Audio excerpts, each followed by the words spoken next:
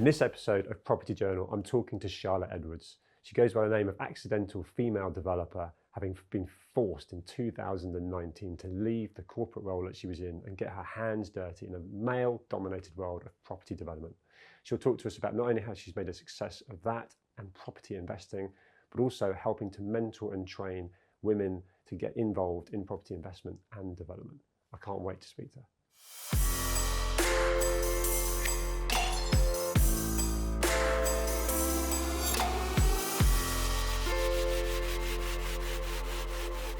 Charlotte, thank you so much for joining me. Tell me about yourself. My name is Charlotte Edwards. I go as Accidental Female Developer on Instagram. I am a property developer, an investor, a landlord. I'm also a mum of 2 little people. So a lot of juggling there. A lot of juggling. So tell me, wind it back to kind of growing up and going into your career. What did you pursue? So I had just the traditional sort of educational route. Ended up at university. I did a business degree.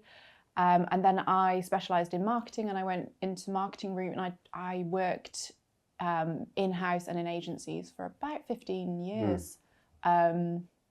Until everything changed. So yeah, I had quite a nice, steady, I ended up self-employed. I was working as a PR and marketing consultant for several different businesses.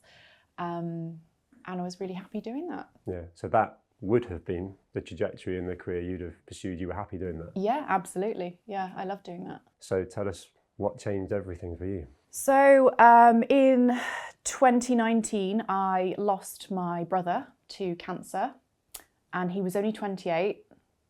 And then I think it was 4 or 5 months after that, my dad also passed away with cancer. So, you know, and just to put it in perspective, we all, we lived together very close. We lived next door to each other, very close family. Yeah. I was and still am a single mum. So they were very much the, we all helped and they helped with the children, and we were very close. But they actually ran a property development business, which my dad had started probably about 25 years earlier. And my brother worked with him on that. Very hands-on, kind of really old school, you know. They both drove in their transit van to work, and they kind of didn't really have any paperwork. Everything was in their heads. Yeah. And when they passed, there was kind of no plan of what was going to happen. I didn't know what to do, but they had bought a field with a 7-figure bank loan. Right. With planning permission for 25 houses on it. Okay. And I had to make a decision what to do. So it was just me and my mum that were left. She was obviously by then, you know, late 60s. She's at retirement age. She hadn't worked for all these years. So what's she gonna do? You know, but bless her, she did roll up her sleeves and get involved.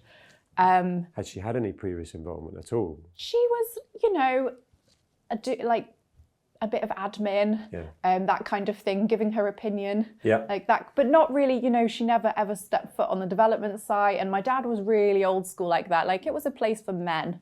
Okay. This, you know, and I remember even saying to him once, like, oh, you know, maybe I'm thinking maybe I'll join the family business. And he's like, just don't be ridiculous. This is not a place for women. Like, this is a man's world. But then I was forced to, because, you know, actually, one of the first phone calls after my dad died was the bank manager. Oh, right. And there's no one else involved? There was no kind of site manager, or there wasn't the kind of crew? No, right. there was some subcontractors. But not with any responsibility or authority? No. Wow. So, it was a big leap. So not only then am I dealing with the grief or the shock, because it's all happened really quickly. Yeah. Then you've got the financial pressures of, I've got a bank manager on the phone to me saying, how is this going to work? Like, you know, obviously the business owes us money. And then I've got this field with planning permission, and I've also got these subcontractors who are somewhat reliant on the business to fund their lives, right? So I've sort of feel some responsibility to them as well for being able to pay their wages at the end of the week. I initially tried to run the property development company while I was still doing my full-time marketing and PR role, which very quickly realised that that just wasn't going to be an option. There was no back office stuff, so there was no computer with, you know, files on that I could, you know, pull off architect's plans or anything like that for this business, right? Everything was on paper and it was somewhere. All I had was my dad's mobile phone, and luckily he'd saved the numbers like John, plumber, Dave, painter.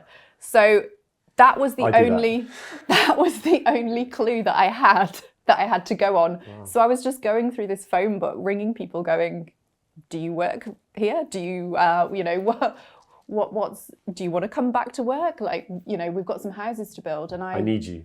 Yeah, I put on a pair of steel toe cap boots. That was a problem in itself, because I went to the local, you know, building merchants. Yeah. Of course, they didn't sell women's size construction boots, so that took a few weeks to actually even just get some like boots that would fit. And just got stuck in on site, and I was unloading lorries, cleaning, asking questions, like just literally learning from the ground up. Was there ever a conversation where you could actually exit the site beforehand? So there must have been a conversation where you got the planning consent. You don't have to do it as a commitment, but maybe you could sell it on. Was there a conversation at a certain point where you've evaluated it and actually, I want to do this? Or did you feel you had to do it? It was too far into that journey? I think the reason I did it was because everybody told me that not to do it and that I couldn't do it. And I'm the sort of person, if somebody tells me that, I'm going to do it. So that's the reason I did it, because people told me that it would, you know, it's never going to work. What are you doing? Just walk away, sell it on. You were totally prepared to learn on the job. I think as well, because I was like in grief, I probably wasn't thinking straight. I probably wasn't making a rational decision. I get that, yeah. And maybe if I sit down and rationalise it now, and I have people come to me now and say, "Oh, I really want to be a property developer. I'm thinking of just getting stuck straight in," and I'm like, "Whoa, like don't do that. Like that's a terrible decision." And they're like, "Well, how did you get into it?" And I went, "Well, that's different how I got into it. Like, don't worry about that." And did you seek out any kind of mentor or training to try and complement you along this? Or did you literally just kind of, you know, understand the process, probably more than you'd realise from the family business side of things, potentially? Yeah. But do you think that you know, from that point of view, did you actually seek help? Did you actually look to get help from anyone? I had no money to invest in help, so I didn't get a mentor on that side of things. But I thought, okay, how can I learn about this? So there's all the obvious ones like YouTube and books and podcasts, which I hit really hard. Yeah. And then being on site every day, just learning how construction works and the process. It's quite funny, really, because I spoke to my local construction colleges, you know, where they would teach you to be a site manager or, build houses. And I went, I'm in this situation and I really need to learn how to build houses fast. Can you let me onto a course? And they went, how much experience have you got? And I said, well, none. They said, well, I'm sorry, you can't commit. Like you need at least 6 to 12 months experience. But ironically, they now ask me to come in and give guest lectures to their students. I love that. So it's gone full circle. Yeah, that's awesome. And, I mean, well, in terms of, you clearly made a success of that development. The journey that you've just kind of alluded to is that you've now gone into mentoring, training yourself. Yes. Was that something that you feel was built into you? Was that something that came naturally to you to want to pass information and knowledge on to other people? So I guess I actually did. Back when I finished uni, I did about a year of teacher training, and then I realised, it just wasn't for me, like teaching kids that didn't really want to be there. So I've kind of got a little bit of a teaching background, so I understand the methods of, setting objectives and learning outcomes and things. So what I've been able to do is kind of transfer that now to, I was getting messages on Instagram from mostly women, some men. I really want to do what you're doing. And that's where it came from, really. It was like, okay, I'm getting loads of messages, and I started doing just one-off calls, or I would be messaging them my advice, And I thought, I need something more structured here, because what I need is to kind of list everything that you would need to know, for example, to create a buy-to-let portfolio, which I did as well, by the way. Yeah. We haven't even discussed that I want yet. to know that. No, we'll get to that, definitely. So, you know, whatever, or they wanted to start property development. Yeah. And so I just put that structure together so that I would have a really structured kind of course to teach them myself one-to-one, because there's plenty of courses where you can, that are self-taught. Yeah. But I feel like that the interaction is so important, and the chance, like the two-way communication. Yeah. So that's how I like to do it. I just take on one client a month. Okay. And I teach them either to build a property portfolio or how to build houses and be a property developer. Yeah. And I get a lot of satisfaction out of that. I was just going to say, it's when they get to build a business out of that. Yeah. So it works. Yeah, it's great. It's awesome, because clearly when you looked at the teaching side of things back in your late teens, the fulfillment, the focus wasn't there. Whereas this journey, and actually it's a really negative and really harsh situation you went through, to then force yourself to learn something new that's actually fulfilled something that was probably there, that you've now completely blossomed with. Exactly, yeah. And actually, I think your potential struggles that you had as a female coming into a very male-dominated environment, and I know that from all my journey, everyone I speak to, the whole industry is male-dominated. Yeah. Probably a lot of empathy there. Empathy you can pass on to be able to mentor. Do you think there's a bigger demand? Can you scale what you're doing for more female developers and property investors? I mean, I hope so. I feel like I'm still at the very early stages, because I'm getting a lot of messages from young women who are like, oh, you're a role model. Hey, can we really look at, I want to do what you're doing when I leave uni, or, you know, in a few years, or I'm saving to do this. I feel like it's there, like the desire is there from these women who want to work in property or construction or development. I just think they need to see more people like them doing that job. I'm a father, and sharing the knowledge. Totally. I'm a father of two daughters, 11 and 13, so it's inspiring. And it's needed, because they look at what I'm doing and they're interested, but I think, you know, without me ever discouraging them, there's possibly a stigma that you look into that industry, and that's for men. I mean, there's a lot of very prolific estate agents and surveyors and interior design. That world is filled with women, the creativity, and it's almost like they gravitate to that. Yeah. But, you know, why can't you be doing what you're doing? And you're kind of blowing the doors off that. So I know. It's crazy, like the stats, I think it's less than 1% of leadership roles in construction and development are women. Less than 1%. Wow. I don't know any other industry that has those figures. No, that's actually quite terrifying. Yes. The other thing I've noticed that you're really good at is the social media side of things. Did that come naturally to you, and was there experience there previous? Because there was so much for you to learn, but also you've then got to position yourself and grow the separate side of the business, which you've done. Did you learn that on the go as well? Or? So the social media side of things came about because I was trying to teach myself. So I started following property people on Instagram, and I was just following and learning. And I was a consumer. I was consuming all their content. And then a few people said to me, oh, you should share what you're doing, because what your story is really interesting. You should share also what you're doing. And so bit by bit, I started to, but I was scared to kind of put myself on that platform and show my face or anything like that at the start. And because I didn't know what I was doing, and I was still learning. So I didn't feel confident. There's a fear of being judged as well. And there is, and you don't want to, you know, when you're not sure that you're doing everything right, you don't really want to shout about it or record it. Yeah. But obviously as time went on, I got more confident about what I was doing, and then I started sharing my mistakes. Yeah. And actually, the more I shared, the more I got back in return, the more I learned. So actually, and it's still to this day, the more time that I spend on Instagram sharing, the more response I get back, the more connections I make, the more networking I do. It's almost like you're proving the theory of learning. People learn from failures or from mistakes, from the things that don't go right, because social media, particularly Instagram, is full of, you know, look at me on holiday, look at me on the boat, whatever it might be, and don't show anything when they slip over, and Yeah. to pick themselves back up again. And I really make a point of showing both sides of it. So I'll show That's great. myself on the beach in Mexico. Yeah. And I'll say, however, before I got here, I was, unloading lorries for, 2 years. You can, property is a wonderful vehicle to have a fantastic life. Yeah. But you really have to be prepared to basically get your hands dirty in the first few years to really establish yourself. And you mentioned the investment side of things and the Yes. portfolio. When did that come together? Was that at the same time or? Yeah, so in for a penny, in for a pound, I would say. Yeah. So I'd given up my marketing career to do this property development thing that I knew nothing about. But in doing that, I'd lost my salary, right? So I wasn't earning anything. The business wasn't earning any money. It was already in debt.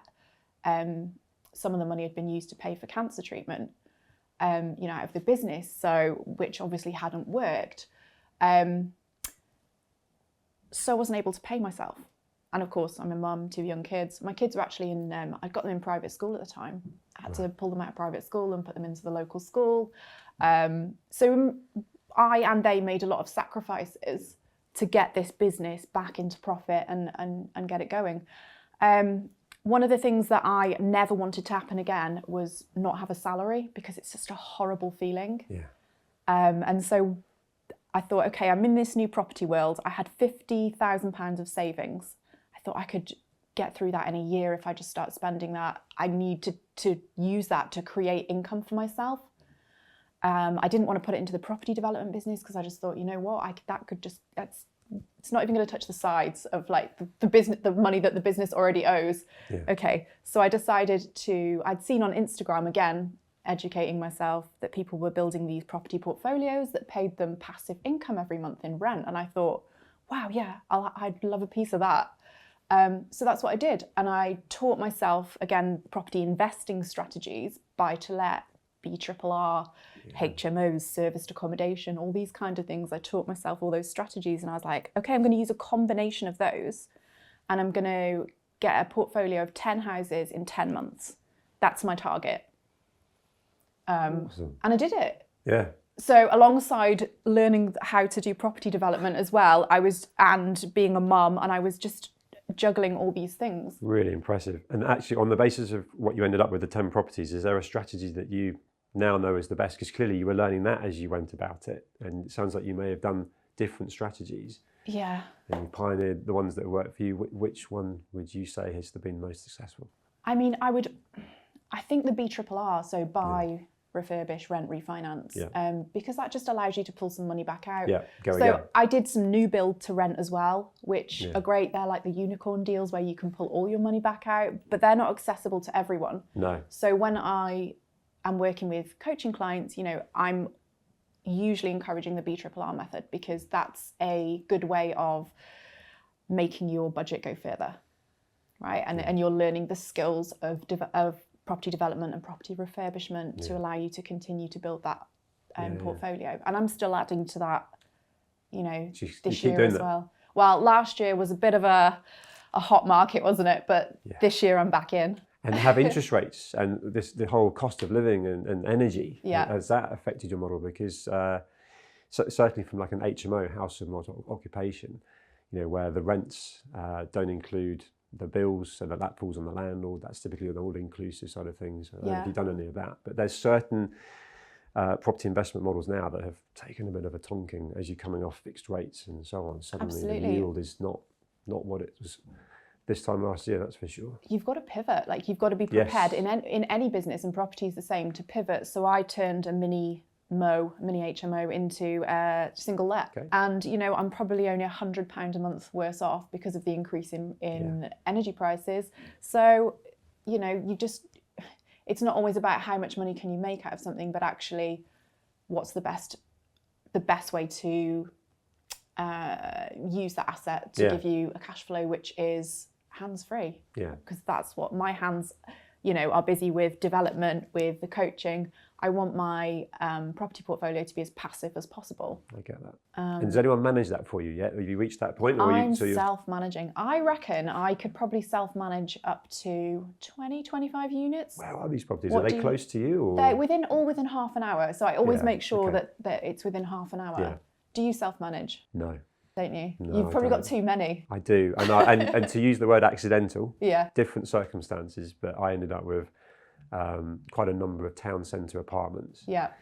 that were permitted development conversions, and wasn't intending on keeping them.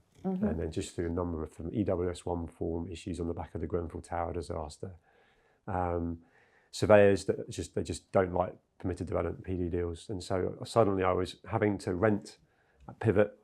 And then, I mean, it's a number of properties. Yeah. So I've managed portfolio properties before and passive income and so on. And it comes with its, that's why I was asking, it can come with its calls at 10 at night, the shower's not working and so on. And, I wondered how, because you're fielding a lot. They always happen on a Sunday as well. Have you noticed? All the calls always come in on a Sunday. Yeah. So in terms of the automation and the bigger picture of mental health, it just feels like that's something that you've probably always been in control of and focused on. That's my perception, and we know that can be. But in terms of how you prioritise your own mental health, have you got a morning routine? Have you got certain things that really work for you? For example, keeping athletically fit, physically fit, and just focusing on anything that keeps your brain sharp. What is it that works for you? I may seem like I've got it all together now, but this has taken years of work and actually a year of therapy as well. Okay. Yeah. So, I think it's like 3.5 years ago now, nearly 4 years ago when I lost my dad and my brother. So, and then took on the business. So the stress of money, the grief, I'd never had anxiety before. Okay. And all of a sudden I had this like beating, my heart, I could feel my heart beating in my chest, and I was sweating, and I was worrying about things that I'd never had to worry about before. I'd never experienced anxiety. And I had friends who had, used to have anxiety attacks or panic attacks, and I just didn't believe it was real. I went, what do you mean you can't come out because you've had a panic attack? What are you talking about? All of a sudden I was experiencing it myself, and it's a real thing. So to mitigate that, I ended up having a year of therapy, so talking therapies. I also had medication to cope with the anxiety, which, and the combined worked really well for me. Okay. And actually, once the therapy and the medication had taken effect, that's when the business started going really well as well, because I was making clear decisions. My head was clear. I was making decisions not based on fear or my emotional state at the time, but reactionary. Yeah, absolutely. And that's when I started having better ideas and being able to automate systems. And I just think my mental health played a really big role in being able to rebuild the development business and then be able to create this buy-to-let portfolio and offer coaching to other women as well. So do you go looking for that information more now from books, podcasts? Do you, are you sort of an advocate of that kind of give me knowledge and feed me that? One of the sessions that I do in my coaching actually, and it's the second session we do, is all on mindset. Cool. And I used to just think, mindset, it's just a load of hippie stuff, just get on with it.